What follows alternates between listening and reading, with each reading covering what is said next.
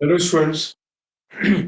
So today in this video I'll discuss in the EMI कि आप induced EMF की direction induced EMF और induced current की direction कैसे निकालोगे by using Lenz's law and by using Fleming's right hand rule. और दूसरी चीज मैं एक्सप्लेन करूंगा कि आप लेंजर्स लॉ कैसे law of conservation of energy को फॉलो करता है। तो मैं आपको कुछ एग्जांपल्स के थ्रू ये क्लियर करूंगा। ठीक है, दिस क्लियर ना? सो लुक एट दिस, जो मैं आपको आज क्लियर करने जा रहा हूँ। दिस इज द कंटेंट इस वीडियो। अब आप देखेंगे, नाउ यू सी। तो सबसे पहले जो लेंजर्स लॉ है, मैं लॉ डिक्टेट कर रहा हूं, मतलब बोल रहा हूं, लेकिन आप नोट मत करना। वो it's a simple law. The law is what? Lenz's law कि the direction of induced EMF and current is such that it will always oppose the basic cause of its origin। मतलब जिस वजह से induced EMF या induced current generate हुआ है, ये उसी वजह को अपोज करेगा। और अपोज कैसे करेगा? That I tell you. जैसे ये है, आपके पास एक कॉइल और जहां पे एक मैग्नेट है।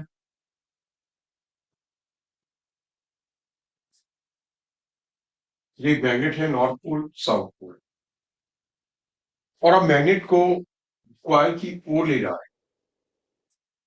आप मैग्नेट को कॉइल की ओर ले जा रहे हैं और आपको इंड्यूस्ड करंट का डायरेक्शन बताना है। अच्छा, induced current and induced EMF, इसमें बता दूं, अगर ये लूप क्लोज्ड है और कंडक्टिंग है तो फिर इंड्यूस्ड करंट भी आएगा।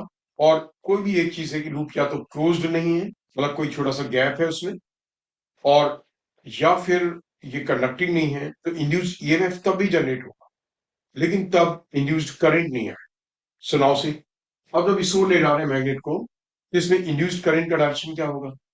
तो देखो, मान लो कि एक बच्चा इस तरीके सोचता है मैकेनिकली कि मैग्नेट के इस ओर ले जाने से ये इंड्यूस्ड ईएमएफ जनरेट हो रहा है और इंड्यूस्ड करंट। तो दैट मीन्स व्हाट कि मैग्नेट की इस ओर की वेलोसिटी को अपोज करना चाहिए, यानी कि इसके ऊपर एक रिपल्सिव फोर्स लगना चाहिए। मैग्नेट के इस ओर जाने से जब ईएमएफ करंट इंड्यूस हो रहा है, तो इसमें करंट का डायरेक्शन ऐसा होना चाहिए इंड्यूस्ड करंट का कि वो इसके मैग्नेट के इस ओर जाने का अपोज करेगा। दैट मीन्स इसके ऊपर एक रिपल्सिव फोर्स लगाएगा। रिपल्सिव फोर्स लगाने के लिए यहाँ पे क्या बनना चाहिए? North pole. यहाँ अगर नॉर्थ पोल बनेगा तो इसमें करंट क्या आएगा? Anti clockwise. जब मैं इस लूप को, ये जो मैग्नेट है लूप की एक्सिस के अराउंड मूव कर रहा है, और जब मैं इस लूप को देखूंगा कहां से? राइट हैंड साइड से मैं देख रहा हूं, तो मुझे राइट हैंड साइड से दिखाई क्या देगा कि इस लूप में करंट क्या आ रही है? एंटी क्लॉकवाइज आ रही है। और जब एंटी क्लॉकवाइज करंट आएगा तो इसका ये वाला फेस क्या होगा? नॉर्थ बनेगा। और जो इसका बैक फेस होगा, that will be what? South. This thing you है ना? किसी भी लूप में आपको पता कि अगर करंट इसमें आपकी ओर से देखने से एंटी क्लॉकवाइज है, तो आपकी ओर वाला फेस नॉर्थ है और बैक फेस क्या होगा? साउथ होगा। और अगर आपकी ओर से देखने से करंट क्लॉकवाइज होता, तो आपकी ओर वाला फेस क्या होता? South pole. और मेरी ओर वाला, मतलब इसका बैक फेस क्या होता? That be north pole. अब अगर मान लो कि मैग्नेट को आप दूर ले जाते तो अभी एंटी क्लॉकवाइज जनरेट हुआ। अब अगर आप मान लो मैग्नेट को इससे दूर ले जाते हैं,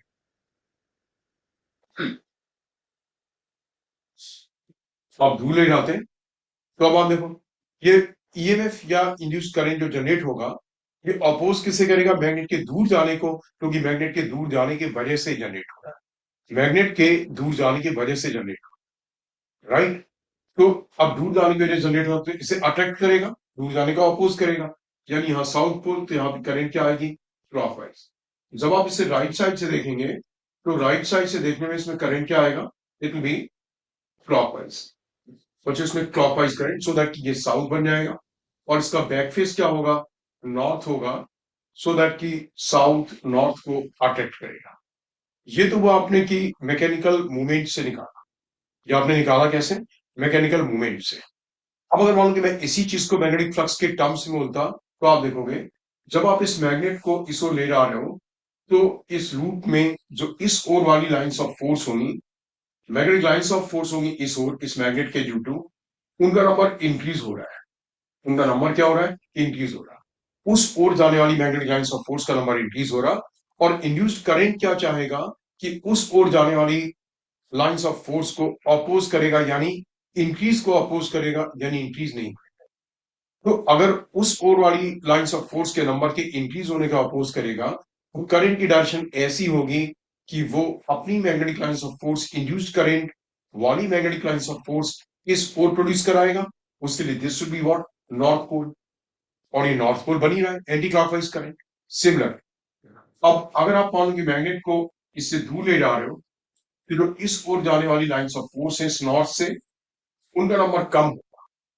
तो अब हमने यहाँ पे क्या रीजन निकाला कि क्यों इंड्यूस करंट या इंड्यूस ईएमएफ आ रहा, because in number of lines का नंबर क्या हो रहा है, कम हो रहा है।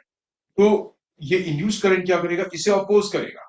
इसे अपोज करेगा का मतलब इसके नंबर को कम नहीं होने देगा। तो नंबर को कम नहीं होने देगा, यानी अपनी मैग्नेटिक फील्ड, करंट वाली मैग्नेटिक फील्ड उसी ओर प्रोड्यूस कराएगा। और जब उस ओर प्रोड्यूस कराएगा, तो ये पोल क्या होना चाहिए, साउथ। जब ये साउथ होगा, आप राइट से देखोगे तो लाइंस ऑफ फोर्स क्या होंगे, साउथ में अंदर जाएंगे, दैट मीन्स की उस ओर जाए। आप इस तरीके से कर सकते हो कि फ्लक्स में चेंज के आने से कि जो इंड्यूस्ड ईएमएफ है, it is because of what, change of flux. And you know it very well, flux maximum हो, फ्लक्स मिनिमम हो, बट कांस्टेंट है तो ईएमएफ प्रोड्यूस नहीं होगा। फ्लक्स कितना भी कम या कितना भी ज्यादा है मैग्नेटिक फ्लक्स, लेकिन अगर वो चेंज हो रहा है तो क्या होगा, ईएमएफ इंड्यूस हो।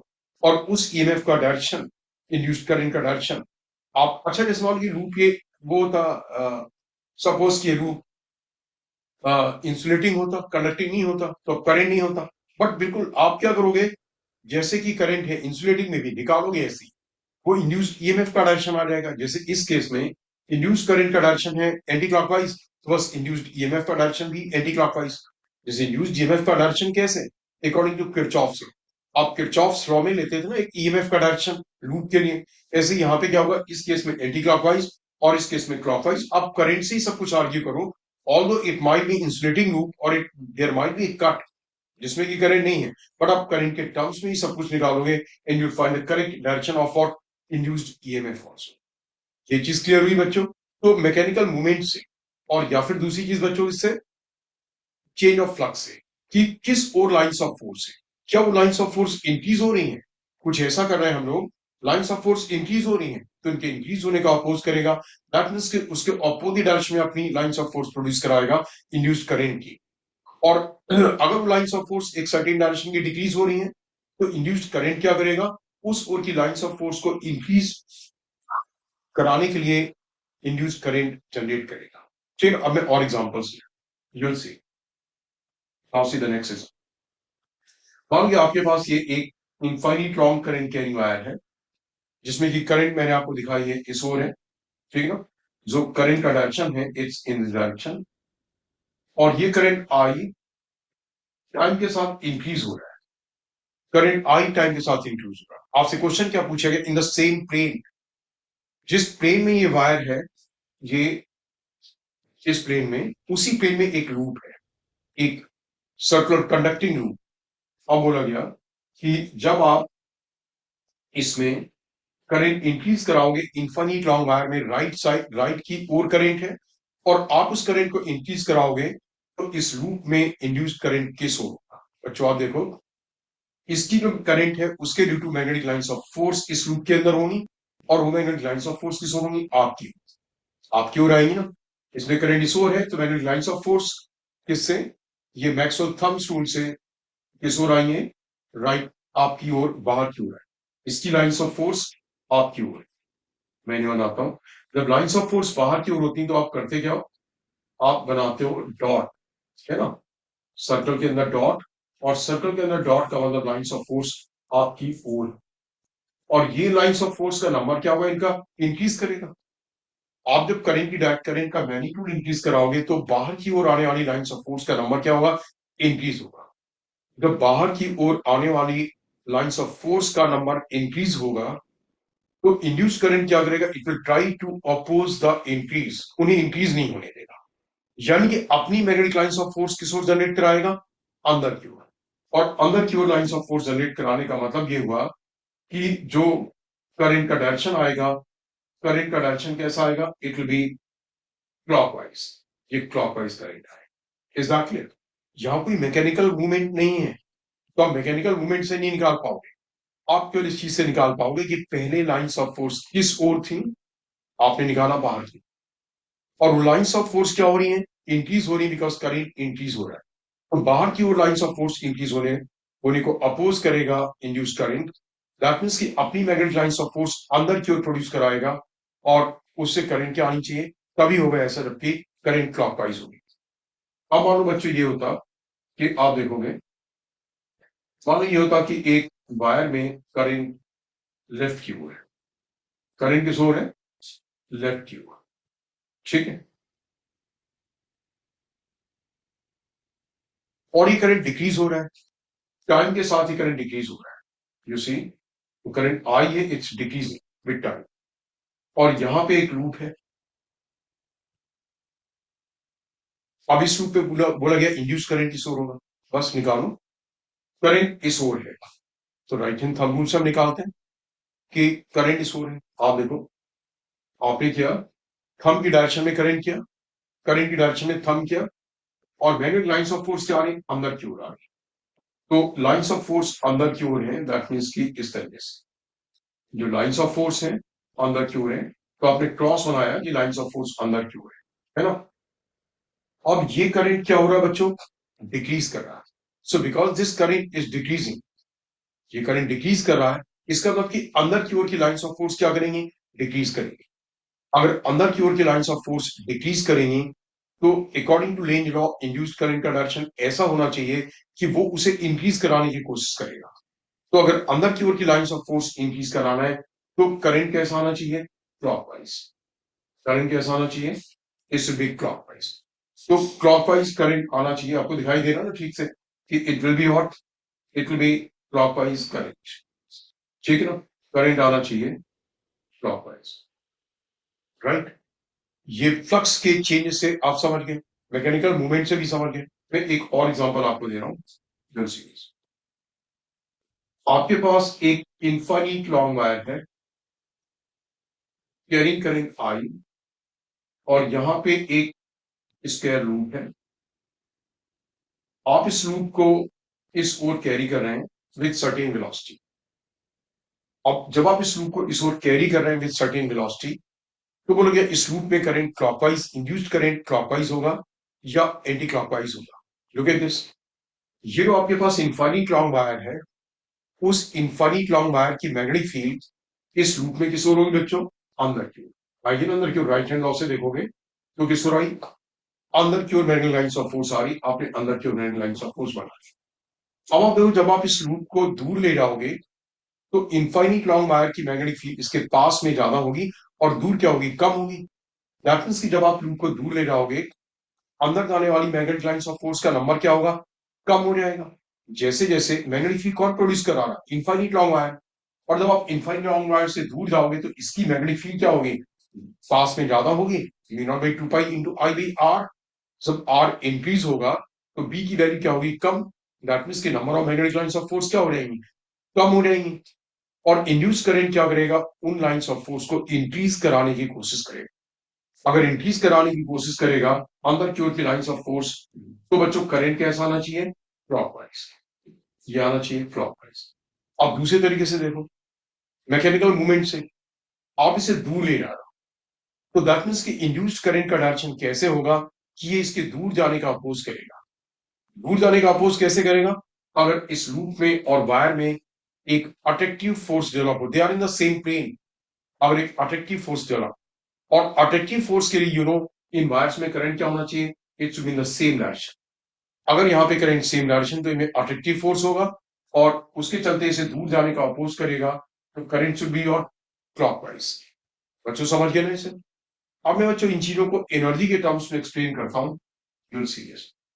आप देखो, एनर्जी के टर्म्स, मैं पहले जब एनर्जी के टर्म्स में एक्सप्लेन कर रहा हूं, तो एनर्जी के टर्म्स में एक्सप्लेन करने के लिए व्हाट आई एम डूइंग, मैं ये कर रहा हूं कि मैकेनिकल मूवमेंट से कर, जैसे आपने इस मैग्नेट को क्वाइल की ओर थ्रो कर दिया, अब क्वाइल में induced current I, induced current से उसमें पावर जनरेट होगा आई स्क्वायर आर, मतलब वहां पे एनर्जी जनरेट हो रही है।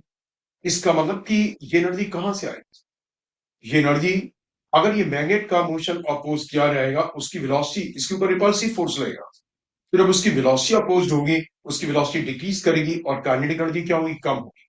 सो जो काइनेटिक एनर्जी इसकी कम हुई, जो इसकी काइनेटिक एनर्जी कम हुई, वो काइनेटिक एनर्जी क्या होगी, यहाँ पे हीट के फॉर्म में आएगी, राइट बच्चे। जो काइनेटिक एनर्जी इसकी कम हुई, वो काइनेटिक एनर्जी क्या होगी, हीट के फॉर्म में आएगी। सो अगर मान की direction of current would have been such that ये इसके ऊपर रिपल्सिव फोर्स नहीं लगाता, रादर अट्रैक्टिव फोर्स लगा, तो इसकी काइनेटिक एनर्जी भी इंक्रीज करती और वहां पे पावर आई स्क्वायर आर के फॉर्म में भी जनरेट हो रही है। So that will be what, it will law, it will be a violation of law of conservation of energy. तो law of conservation of energy violate नहीं करेगा, मतलब जब ये इसकी पास की ओर जा रहा है, तो क्योंकि यहाँ पे इंड्यूस करंट आ रहा है, उसमें पावर जनरेट होगी आई स्क्वायर आर, तो दैट मीन्स इसका मैकेनिकल मोशन हिंडर होना चाहिए, सो दैट किसकी काइनेटिक एनर्जी डिक्रीज करे। सिमिलरली जब आप इसे दूर ले जाओगे, तो दूर ले जाने में इसके ऊपर अट्रैक्टिव फोर्स रहेगा, ताकि मैग्नेट की काइनेटिक एनर्जी कम होगी और वही काइनेटिक एनर्जी जो होगी इस रूट में electrical power I square R के फॉर्म में क्या होगी, जनरेट हो जाएगी। अब इस फिगर में देखोगे आप। अच्छा बच्चों, चलो अभी मैं मैग्नेटिक फ्लक्स के टर्म्स में इसके बाद बताऊंगा। आप यहाँ पे भी देखो, ये क्योंकि इसमें कोई मैकेनिकल मूवमेंट नहीं है, इसे हम मैग्नेटिक फ्लक्स के टर्म्स में एक्सप्लेन करें। नाउ सी दिस, इसमें मैकेनिकल मूवमेंट है, इसे हम दूर की ओर ले जा रहे हैं, जैसे हमने थ्रो कर दिया था दूर की ओर, तो इसकी काइनेटिक एनर्जी में जो लॉस होगा, वही तो यहाँ पे लूप के cross I square R power के फॉर्म में जनरेट होगा। तो उसके लिए लगना चाहिए अट्रैक्टिव फोर्स। जब लूप के ऊपर अट्रैक्टिव फोर्स लगेगा, उस अट्रैक्टिव फोर्स की काइनेटिक एनर्जी कम होगी और वो काइनेटिक एनर्जी इस रूप में आई स्क्वायर आर के फॉर्म में आएगी। Is that clear? अब मैं आपको मैग्नेटिक फ्लक्स का पहले कॉन्सेप्ट बताता हूं, फिर मैं कॉन्सेप्ट के थ्रू इन चीजों पे आता हूं। तो जैसे आपने इलेक्ट्रोस्टैटिक्स में सीखा कि स्पेस में अगर ई इलेक्ट्रिक फील्ड है, तो स्पेस के यूनिट वॉल्यूम में half epsilon not into E square energy होती है in the form of electrostatic potential energy. Unit volume में कितनी एनर्जी होगी, half epsilon not E square, जैसे कि हम एनर्जी डेंसिटी भी बोलते हैं, एनर्जी डेंसिटी भी बोलते हैं, half epsilon not into E square energy होगी, ठीक है, इलेक्ट्रोस्टैटिक एनर्जी। बिल्कुल सिमिलरली जहां पे भी स्पेस में मैग्नेटिक फील्ड हो, जहां पे भी स्पेस में मैग्नेटिक फील्ड होगी, उस स्पेस के यूनिट वॉल्यूम में एनर्जी होगी कितनी, half B square upon mu naught. इसे बोलते हैं कि energy density due to the magnetic field, unit volume में एनर्जी होगी because of magnetic field, half B square upon what, mu naught. अब जब भी चेंज ऑफ फ्लक्स होता है, तो आपने क्या देखा, जब फ्लक्स इंक्रीज होने को होता है, लिंड लॉ के अकॉर्डिंगली डायरेक्शन ऐसा होता है इंड्यूस करंट का कि वो उसे इंक्रीज नहीं होने देता है, और जब आप डिक्रीज कराने की कोशिश करते हो, तो क्या करता है, उसे डिक्रीज नहीं होने देता है। दैट मीन्स की जो नेचर है, nature opposes what, nature want the constancy of flux. Nature चाहता है कि मैग्नेटिक फ्लक्स कांस्टेंट रहे, मैग्नेटिक फ्लक्स चेंज ना हो। अगर मैग्नेटिक फ्लक्स में कुछ चेंजेस आए, तो मैग्नेटिक फ्लक्स की जो चेंजेस हैं, उससे क्या होगा, वहां पे एनर्जी आ जाएगी। अब आप इन चीजों को यहां से देखोगे, बिल्कुल पहला एग्जाम्पल, बच्चों जब मैग्नेट की यहाँ पे काइनेटिक एनर्जी कम हुई, तो यहाँ पे वो energy U I square R के फॉर्म में जनरेट होगी। Is that clear? अब अगर मान लीजिए मैग्नेट के पास जाने से इस स्पेस में, मैग्नेट के पास जाने से सपोज कि इस वाले स्पेस में, जीरो स्पेस है यहाँ पे जहां पे लूप है, अगर मैग्नेट के जाने से मैग्नेटिक फील्ड इंक्रीज हो जाती, लूप की करंट उसके इंक्रीज होने का अपोज नहीं करता, तो इस पार्ट में magnetic field, number of magnetic lines of force ज्यादा हो जाते, दैट मींस की मैग्नेटिक फील्ड इंटेंसिटी बढ़ जाती और एनर्जी क्या होती, एनर्जी आ जाती। तो फिर हम कैसे करते कि जो मैग्नेट की काइनेटिक एनर्जी कम हो रही है, वो तो वहां पे आई स्क्वायर आर इलेक्ट्रिकल पावर के फॉर्म में आ रही है, और साथ में क्या होता, अगर मैग्नेटिक फील्ड इंक्रीज हो जाती, तो दैट मीन्स व्हाट, एक मैग्नेटिक फील्ड एनर्जी के फॉर्म में भी एनर्जी आती। सो that will be the law of, that will be what, violation of the law of conservation of energy. इसलिए क्या हुआ कि इंड्यूस्ड करंट की मैग्नेटिक लाइंस ऑफ फोर्स ऐसी डायरेक्शन में जनरेट हुई कि वो इसके अंदर मैग्नेटिक लाइंस ऑफ फोर्स के नंबर को कांस्टेंट रखे, even if magnet is going near the, मतलब चेंज करने की कोशिश कर रहा है, जैसे ही थोड़ा सा भी चेंज आया, immediately lines of force opposite direction में डेवलप हुई। So nature wants what, constancy of flux, so that कि वहां पे एनर्जी का कोई चेंज नहीं आए। अगर एनर्जी कहीं और जनरेट नहीं होती तो यहाँ पे क्या होता, ये एनर्जी का change magnetic lines of force के फॉर्म में आ जाता, राइट। सपोज कि मान लो इंड्यूस्ड करंट नहीं होता, इंड्यूस्ड करंट होते ही, अब देखो आप उस केस में अगर ये मान लो इंसुलेटिंग लूप, अगर ये इंसुलेटिंग लूप है, इंसुलेटिंग लूप में क्या होगा, करंट नहीं होगा, मैग्नेट पास जाएगा, अब इसमें करंट इंड्यूस नहीं हो पाएगा। Is that clear? तो यहाँ पे क्या हुआ, आई स्क्वायर आर के फॉर्म में एनर्जी नहीं आई, इसका मैकेनिकल मूवमेंट कम हुआ, इसकी काइनेटिक एनर्जी जो है उस केस में क्या हुआ कि जैसे जैसे पास आ रहा है यहाँ पे इस स्पेस में क्या हुआ, इसकी काइनेटिक एनर्जी भी कम नहीं होगी, क्योंकि इसके ऊपर क्या होगा, ऑपोजिट डायरेक्शन का फोर्स नहीं लगेगा, आपने निकाला वैसे ही, जब इंड्यूस्ड करंट ही नहीं है तो उसका वो अपोज नहीं होगा। Is that clear? लेकिन क्या हुआ, यहाँ पे क्या होगी, एनर्जी ज्यादा होगी, यहाँ एनर्जी ज्यादा हो गई और इसके ऊपर कोई ऑपोजिट डायरेक्शन फोर्स नहीं लगा, इसकी काइनेटिक एनर्जी कम नहीं है। लेकिन क्या होगा, इस स्पेस में जहां से छोड़ के जाना वहां पे मैग्नेटिक फील्ड क्या होगी, कम हो जाएगी। एक पार्ट में अगर मैग्नेटिक फील्ड एनर्जी बढ़ रही तो दूसरे पार्ट में मैग्नेटिक फील्ड एनर्जी क्या हो गई, इज दैट क्लियर, कम हो। सो आप समझ गए बच्चों इसे कि nature always wants the constituency of magnetic flux. तो इंसुलेटर के केस में वैसे हमें इसमें एक्सप्लेन करने की जरूरत नहीं है, द रीजन मीन कि हम उसे पावर के फॉर्म में बता रहे हैं। तो मैं जितने भी केसेस मैंने लिए बाकी कंडक्टर्स के केसेस ही हैं। अब आप यहां पे देखोगे इस केस में, इस केस में जब आप इसकी करंट को इंक्रीज कराते हो, जब इसकी करंट को इंक्रीज कराते हो तो इसके क्रॉस पावर क्या होगी, इंक्रीज होगी, बिकॉज कोई भी कंडक्टिंग रेजिस्टेंस, कंडक्टिंग वायर है, उसमें कुछ ना कुछ तो रेजिस्टेंस होगा, इसमें पावर इंक्रीज होगी। बट उस इंक्रीज पावर का सोर्स क्या है, बैटरी, वो है जहां पे करंट का सोर्स है, वो करंट का सोर्स ज्यादा एनर्जी दे रहा होगा तो ज्यादा पावर इसके क्रॉस आ रही है। दैट मीन्स कि स्पेस में यहाँ पे क्या होगा, इसकी जो इंक्रीज करंट है तो वो एनर्जी दे रहा है, अब वो एनर्जी यहाँ पे क्या हुई, आई स्क्वायर आर के फॉर्म में जनरेट हुई इस कंडक्टिंग लूप में। मैं ये हाँ, यहाँ पे करंट इंक्रीज कराने में जब हमने सोर्स को नहीं लिया तो लेट्स नॉट काउंट दैट। केवल यहाँ पे इस जगह इमीडिएट इफेक्ट क्या है, हम यहाँ की एनर्जी कंसिडर कर रहे हैं, इसमें करंट इंक्रीज हो रहा है, दैट मीन्स कि इसमें करंट इंक्रीज हो रहा है, तो उस इंक्रीज करंट से यहाँ पे क्या हुआ, एनर्जी आ रही आई स्क्वायर आर के फॉर्म में, आई स्क्वायर आर के फॉर्म में। Is that clear? तो जब इसमें करंट इंक्रीज हुआ और यहाँ पे आई स्क्वायर आर के फॉर्म में एनर्जी आ रही है, इसमें जो भी करंट का इंक्रीज है, आप ध्यान से समझोगे, इसमें जो भी करंट का इंक्रीज है या जो भी आई स्क्वायर आर का इंक्रीज है, उसके लिए तो बैटरी रिस्पॉन्सिबल है, उसके लिए क्या है, बैटरी रिस्पॉन्सिबल है, जिस सोर्स ने ये करंट दिया होगा। तो ये तो बात यहाँ पे एनर्जी खत्म हो गई, लेकिन यहाँ पे जो आई स्क्वायर आर के फॉर्म में एडिशनल एनर्जी आई, अब आई स्क्वायर आर के फॉर्म में जो एडिशनल एनर्जी आई तो क्या होगा, इसमें इंड्यूस करंट का डायरेक्शन ऐसा होगा कि जो लाइंस ऑफ फोर्स थी उनका नंबर ये इंड्यूस करंट क्या करेगा, कम करेगा। क्योंकि देखो जो मैग्नेटिक लाइंस ऑफ फोर्स है वो तो उतनी ही रहनी है, मैग्नेटिक लाइंस ऑफ फोर्स क्या होगी, इसकी मैग्नेटिक लाइंस ऑफ फोर्स तो इंक्रीज हो रही तो इंक्रीज होती जाएंगी। Is that clear? अब ये क्या करेगा, उन लाइंस ऑफ फोर्स को डिक्रीज कराएगा, तो दैट मीन्स व्हाट, कि जो मैग्नेटिक फ्लक्स के फॉर्म में यहाँ पे एनर्जी, जो मैग्नेटिक फ्लक्स के फॉर्म में यहाँ पे एनर्जी क्या होगी, डिक्रीज होगी, वही एनर्जी क्या होगी यहाँ पे आई स्क्वायर आर के फॉर्म में आ जाएगी, वो एनर्जी क्या होगी यहाँ पे आई स्क्वायर आर के फॉर्म में आ जाएगी। अब यहाँ पे भी देखो इस केस में यहाँ पे करंट आई है, अब इससे दूर जा रहा है, तो दूर जाने से क्या हुआ, स्पेस में जो भी यहाँ पे स्पेस है उस स्पेस में इसकी मैग्नेटिक फील्ड लगातार कांस्टेंट है, तो इसकी मैग्नेटिक फील्ड एनर्जी भी कांस्टेंट है। लेकिन जो लूप के अंदर वाले पार्ट में है, लूप में कुछ आई स्क्वायर आर के फॉर्म में हीट जनरेट हो रही है, अब वो हीट कहां से आएगी, इसके अंदर जो करंट आएगी इंड्यूस करंट, वो इस लूप के अंदर का मैग्नेटिक फ्लक्स कम करेगी।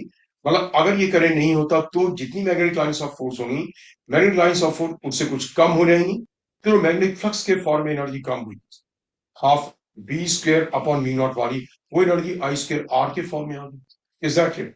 तो जहां पे मैकेनिकल मूवमेंट से है, आपसे मैकेनिकल मूवमेंट से एनर्जी और कंजर्वेशन एक्सप्लेन कर दो।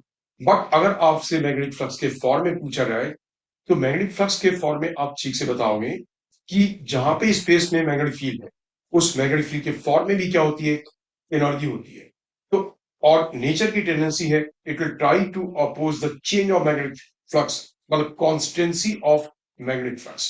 Alright students, so now see आप लेंजेस लॉ से, अच्छा मैंने आपको उससे डायरेक्शन नहीं बताया, right hand Fleming's right hand rule से आप देखोगे, फ्लेमिंग्स राइट हैंड रूल से जो डायरेक्शन है वो आप किस में निकाल पाते हो, केवल मोशनल इवेंट जो कि कंडक्टर्स में जनरेट होगा। जैसे मान लो कि ये एक एल एम का कंडक्टर है और आप इस एल एम के कंडक्टर को बी मैग्नेटिक फील्ड में इस ओर v स्पीड से ले जा रहे हो, इस ओर आप v वेलोसिटी से ले जा रहे हो बी मैग्नेटिक फील्ड में, और एल एम का कंडक्टर है, राइट। तो अब आप देखो कि इसमें इंड्यूस्ड करंट किस ओर आना चाहिए, लेंज लॉ से आप निकाल सकते हो। लेंज लॉ से कैसे, आप इस ओर ले जा रहे हो तो इंड्यूस्ड करंट इसके इस ओर जाने का अपोज करेगा, यानी इसके ऊपर फोर्स इस ओर लगाएगा। तो आप लेफ्ट हैंड से निकाल लो, this current carrying conductor is inside the magnetic field, ये current carrying conductor is what, inside the magnetic field. जब ये मैग्नेटिक फील्ड बी के अंदर है तो इसके ऊपर फोर्स इस ओर लगाने के लिए लेफ्ट हैंड से आप निकालोगे मैग्नेटिक फील्ड, और फोर्स आपको इस ओर चाहिए, करंट क्या आना चाहिए, ऊपर की ओर आना चाहिए, इसका करंट आना चाहिए ऊपर की। अब मोशनल ईएमएफ क्या, उसमें आप right hand first finger magnet B की ओर, तीनों एक दूसरे परपेंडिकुलर, थंब वेलोसिटी की ओर, और मिडिल फिंगर क्या कहेगी, करंट का डायरेक्शन बताएगी। यहां पे देखो बीबीएल तीनों एक दूसरे के परपेंडिकुलर, ये आप जब बीबीएल से निकालते हो तो उसमें ये बात बताई जाती है। अब आप देखो यहाँ तीनों एक दूसरे के परपेंडिकुलर नहीं होते हैं, परपेंडिकुलर तो हम उसके परपेंडिकुलर कंपोनेंट से निकालते हैं, जो एक दूसरे के म्यूचुअली परपेंडिकुलर कंपोनेंट्स हैं हम उससे निकाल। Now see, first finger right hand की मैग्नेटिक बी की ओर, थंब वेलोसिटी की ओर, और जो मिडिल फिंगर होगी वो करंट का डायरेक्शन देगी। तो जो आपने करंट का डायरेक्शन उससे निकाला था लेंजेस लॉ से, वही आपने करंट का डायरेक्शन किससे निकाला, मोशनल ईएमएफ से निकाला। अच्छा एक चीज और यहाँ पे, इट्स इंपॉर्टेंट कॉन्सेप्ट, अगर करंट ऊपर की ओर है और मैं मान लेता हूँ एंड पी और एंड क्यू, और आपसे पूछा गया है कि पॉइंट क्यू और या पॉइंट पी कौन सा पॉइंट हाई पोटेंशियल पे है, कौन सा पॉइंट हाई पोटेंशियल पे, तो जनरली बच्चे सोचते हैं current flows from A point of high potential towards a point of low potential, लेकिन ऐसा नहीं। यहाँ पे पी का पोटेंशियल हाई है और क्यू का पोटेंशियल लो है, इसे आप बिल्कुल वैसे ही ट्रीट करोगे जैसे आपके पास एक इलेक्ट्रिक सेल होता है। अब करंट पॉजिटिव से नेगेटिव जाती है इसके एक्सटर्नल सर्किट में, लेकिन करंट इसके अंदर किस ओर जाती है, इसके अंदर जो बच्चों करंट है वो करंट जाती है नेगेटिव से पॉजिटिव। सेल के अंदर करंट किस ओर जा रही है, नेगेटिव से पॉजिटिव में करंट जा रही है। और आप ये मानोगे कि ये एक मूविंग रॉड, कंडक्टिंग रॉड जो कि मूविंग है, ये एक तरीके से एक सेल के इक्विवेलेंट है। इस सेल का इस ओर पॉजिटिव होगा और इस ओर नेगेटिव होगा, जिसका ईएमएफ का अमाउंट बीवीएल होगा, और ऊपर पॉजिटिव और ऊपर नेगेटिव। तो P is at high potential compare to what Q। और अब डायरेक्टली याद रखो मोशनल ईएमएफ से, ये केवल कंडक्टर्स में applicable, magnetic B force velocity की ओर या थंब करंट अपवर्ड्स, याद रखो डायरेक्टली जिस ओर करंट का डायरेक्शन आएगा उसी ओर का पॉइंट क्या होगा, हाई पोटेंशियल पॉइंट होगा। ऑलराइट स्टूडेंट्स, तो आप इसे ठीक से एक एक चीज वॉच करना। Alright, directions, law of conservation of energy, और मोशनल ईएमएफ से भी इंड्यूस्ड ईएमएफ और इंड्यूस्ड करंट का डायरेक्शन, और ये लास्ट वाला concept which is also very important. ठीक है, सो आई एंड द सेशन।